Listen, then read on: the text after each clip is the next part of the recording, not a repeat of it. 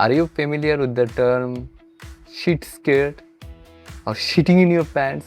Or getting your soul sucked out of your body? Or having your balls straight up on your neck? Almost on your mouth? Almost about to pop your own balls out of your mouth?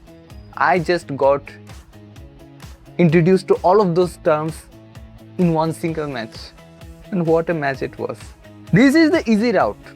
According to everyone in the world, this is the easy route that we got. If this is the easy route, no thank you. You don't want it. You can keep your easy route. Please give us those hard, existential crisis creating route. Although this match also created those existential crises in me, it created those existential crises in almost all of the Argentina fans and even neutral fans out there in the world. But still, if that is the hard route and this is the easy route, please give me the hard route. I am more than happy to get knocked out by Spain in the round of 16 or round of 32 rather than as a fortress of defense like this. Technically, Cape Verde on paper and technically as well are nowhere near Argentina. We know that. Technically, they cannot be as good as Argentina. They got the first time opportunity to represent their country in World Cup and they are 67th ranked team. According to their rank, they should be much more submissive, much more volatile, much more vulnerable, and they should be much more fearful of Argentina, right? Wrong. This team came in with a confidence of a military person, and the sergeant, the colonel, the major of this team was Vozinha in the back. Their manager, the whole team, their fan base, and this goalkeeper came out with such confidence, with such aura, that this aura itself, this confidence itself was the only thing that was pushing them throughout the whole 90 minutes and then the extra minute that they got. The kind of performance they put out in front of the world throughout this whole 90 minutes was inhuman. It was something of a superhuman level. Because yes, technically they couldn't have matched the same technical ability of the Argentina players, but it is that passion for the batch, passion for the game, passion for the people of their own nation, passion for proving themselves, this confidence that they got, the courage that they conjured among themselves, it was that courage that was pushing them throughout the whole 120 fucking minute. And it almost, that courage itself, that self-belief, that determination almost took out the world champions out of the match. I'm not saying that Argentina didn't have their own flaws. Argentina didn't have any chinks in their armor. And to be very honest, this is the first time in this World Cup, Argentina's whole blueprint was exposed, as Argentina's flaws were exposed at its maximum level in this match. But having said that, having known that Argentina have their flaws, Argentina didn't have the best game, Argentina didn't manage to bury this game like they should have, and everything said that, I cannot take any credit away from the Cape Verde team, their manager and their players. The kind of performance that they have shown today is performances that we crave for. Every football fan craves for. This is the same kind of storyline that we are talking about. An underdog, not even an underdog, a team that qualified for the first time in the World Cup. Nobody was expecting anything from them. They already had the World Cup for themselves. If you have seen the interview of, I think it was of Thierry Henry or someone like that, football did, who's very understandably and very precisely told that Cape Verde has already won a World Cup. Having drawn against the number one team, I guess, right? Spain, having drawn against a mighty team like Spain, then stopping Saudi Arabia, then making a comeback against Uruguay. Out of the 3 matches in the group stage, nobody would have predicted that the kind of result that they put up, nobody would have predicted that. But they still did it. And coming into the round of 32, yes, obviously everyone underestimated them, because it is Argentina after all who they are going to face, and this is not group stage. Here you cannot draw in here. You have to get an answer. You have to get a result. Either it's win or a loss. There is no in between. So coming into round of 32, obviously the expectations were heavy on the side of Argentina, but the inhuman level of courage that they have shown today, and the way they have choked the life out of Argentina and their fans through the whole 120 minutes was something that no one could have expected of. And according to all the analysts, all the pundits, all the fan base, this was supposed to be the easier route. This was supposed to be the easier way through to the final. Almost every time people forget this. Even last year we saw that with Morocco. Back then Morocco was considered as the underdog of the World Cup. Now they are considered much stronger team, a profile that is capable of taking on the big teams.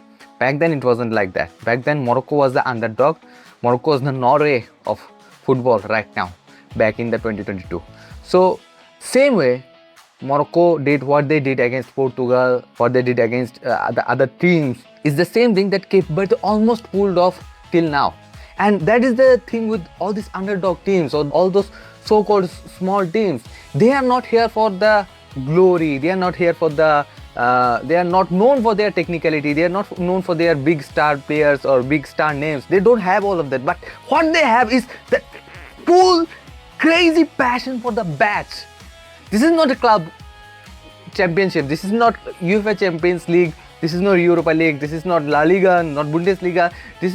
You are not playing for your club. This is your badge. This is your nation. You are representing your nation, and the stakes are high as hell. And people almost every time underestimate how crazy a person can get when they are representing their nation. How courageous, how limitless, how out of the bound crazy a person can go just to prove their worth, just to prove their merit, just to prove their credibility of their nation in this league, in this World Cup, in this tournament. And that is what we saw today. Pure passion, pure courage, pure determination till the final minute. That's what Cape Verde pulled off today. They were running on adrenaline. They were running on pure aura energy. Nothing else. There was no other else. And the person who was on complete hero mode, he was on different level of aura, almost in the same level as Messi. If anyone has somehow managed to gain the same level of aura as Messi in this tournament, that has to be the goalkeeper of Cape Verde, Vozinha. What a guy, what a goalkeeper, what a player. I know coming into this match there was going on this narrative. Now we are going to see the fight between Vozinha and Messi, the goalkeeper who became a sensation after his very first match and now playing the greatest of all time. How is it going to fare? And truth be told, we all knew that Messi is Messi. You cannot, whoever you put in front of him, whatever you try in front of him, it's been like this for 20 years now. Man just came and went. Teams changed, players changed, generation changed. He has been him. He has been inevitable against every one of them. Against Vozinha as well, he was inevitable. But despite that, the way that team came back, and after the first goal they conceded and they managed to somehow equalize it and make it 1-1, something changed in them. They all of a sudden they conjured up this belief system that something can be done. There is an answer, maybe there is an answer, maybe there is a result, maybe there is a possibility, maybe there is a probability in 14 million chances, like the Doctor Strange saw, that there may be one chance that they can do the unthinkable. Unfortunately, that wasn't supposed to be today. And they were on the track of it.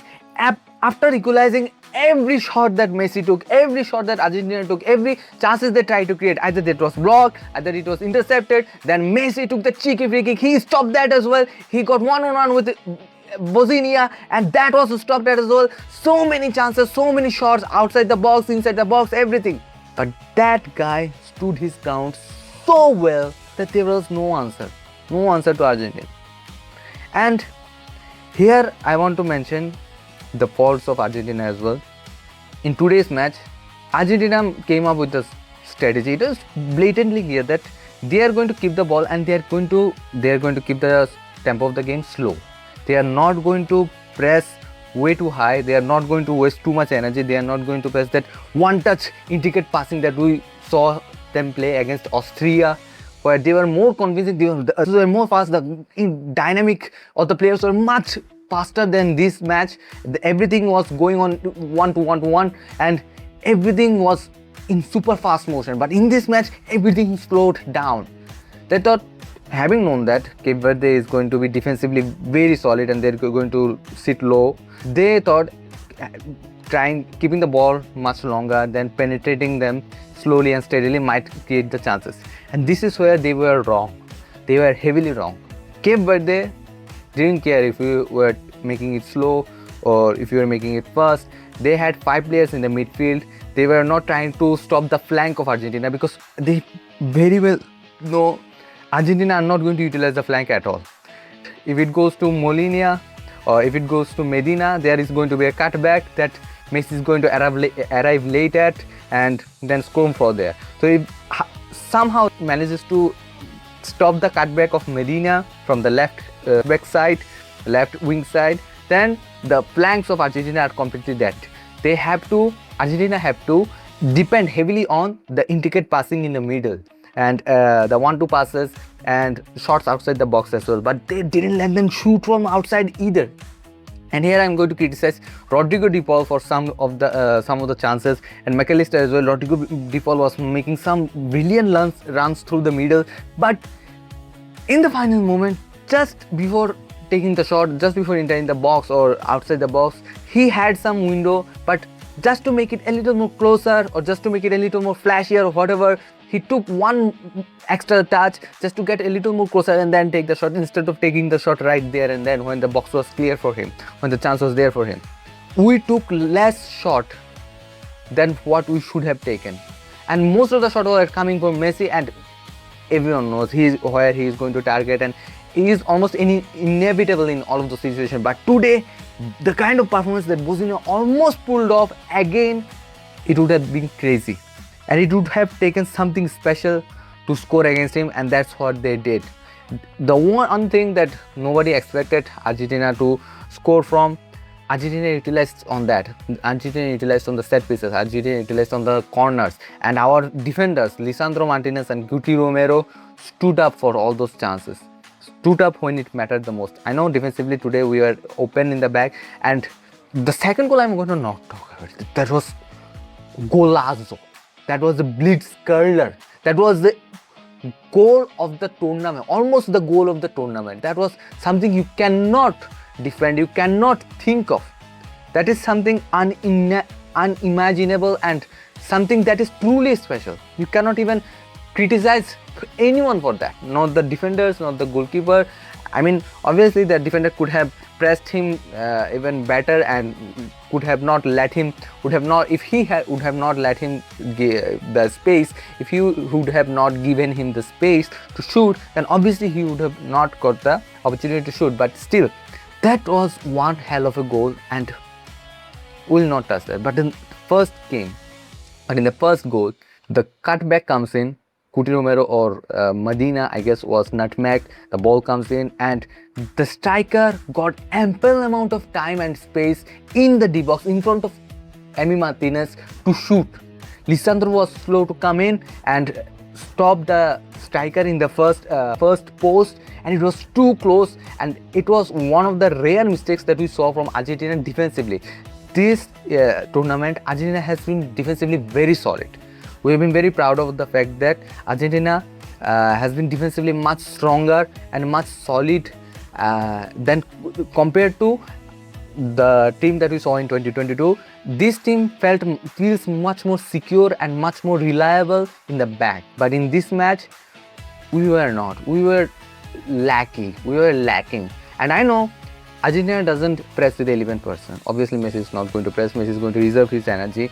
And due to that, there are times when the overload of pressure to press the opposite team falls upon the 10 men. It is only the 10 men that they're going to do the work. But still, you have to be very focused till the very last minute against any opponent, whoever it comes, even if it's Cape Verde or if it's France. To be very honest, to be frank with you, I didn't get this much scared against France in the 2022 final compared to what I saw today, and the amount of fear that was in me till the last whistle was blown. At certain points, the dependence on Messi was so evident, so blatant, and so frustrating to see, because I know he is the guy, he is him, but he's 39 now and he is physically not capable of pulling off the things that we used to see him back in those days. He has much more limits now, he is much more constrained, and there are going to be times when, even now that he is much more constrained, he is still guarded by 2 or 3 players minimum. So back then 2 or 3 players was nothing for him, but now 2 or 3 players are something for him. He is not capable of doing that, all of that. So if he is pulling off all those players around him, you have to do something on your own. The individual brilliance that you used to see, take France for example. What makes this France team crazy is that Mbappe is dangerous, we all know that.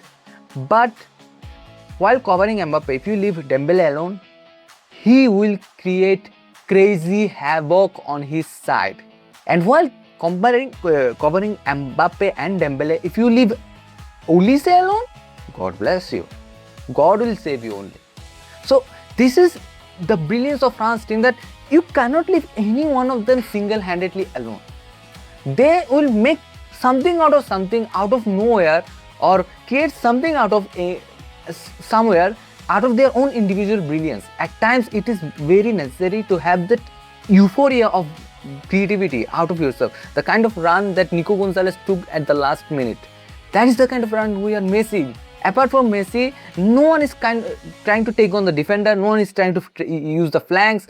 We obviously don't use crosses in our attack like any other team, but we use throw passes, we use the intricate passing in the middle, and then long shots, we use everything. But it is so much dependent on Messi right now that other players do need to step up. Lautaro Martinez, Julian Alvarez, please guys, you need to step up. I know the only goals that we scored apart from the ones by Messi are penalty by Lautaro Martinez, a free kick by Nico Gonzalez, it was a crazy goal by the way, and then Cuti Romero, today Cuti Romero, Lisandro Martinez. Today Lisandro Martinez was crazy. For me, today's man of the match was Lisandro Martinez. First, the over the head through ball that he gave to Messi. What a control by Messi, but what a pass by Lisandro Martinez, what a vision. And to understand that Messi was making the run, he was going to make the run, there was space behind it, and the point-to-point pass that he made. And then scoring the second goal. Amidst all of those chaos, amidst all of those crowd in front of the goal, there was 2 defenders, there was the goalkeeper himself, still he hacked it. He hacked it inside the goal and scored a beautiful blitz shot. Crazy salute to Lisandro for that. And then Cuti Romero again solid at the back. I know the 2 goals that they scored. I know there is lack in the middle. There was a lack of concentration from our players, but this defense, this team that never give up passion that we see in them, especially after the second goal that Cape Verde scored, I was like, you cannot say anything about that. It was a spectacle of a shot. But immediately after they scored the goal, something in me said to me that this Argentina team is not going to lose today. They are not going to give up. Something enraged me, something fueled me. And as a fan, if I'm feeling that, I know that my team also is feeling it.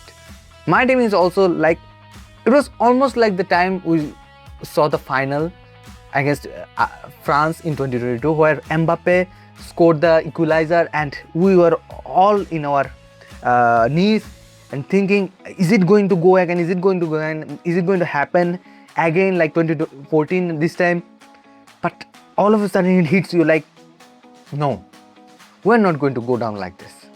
We're going to stand up and give a fight and win it. Not only give a fight, we will win it. And that's how I felt after the second goal of Cape Verde. It was pure euphoric. It was a pure spectacle of a goal. My hands were on my head. I was in a state of clear shock. But immediately I knew that this team is going to score. Team is going to win it. And yes, there are flaws in our team. There are flaws. There are jinx in our armor. And almost everyone that thought that this Argentina team has become flawless, this Argentina team has become unpenetrable and all of that, there is a blueprint in front of you right now. But still, I believe this team can pull it off. This team will go a long way and I am rooting for it. That was my point of view about Argentina versus Cape Verde. What a match. What a storyline. What a match. What a spectacle. What a cinema. Comment down below what are your opinions about my thoughts about the match. Comment down below your opinions about the match as well. And if you haven't yet, subscribe to Boots and Balls.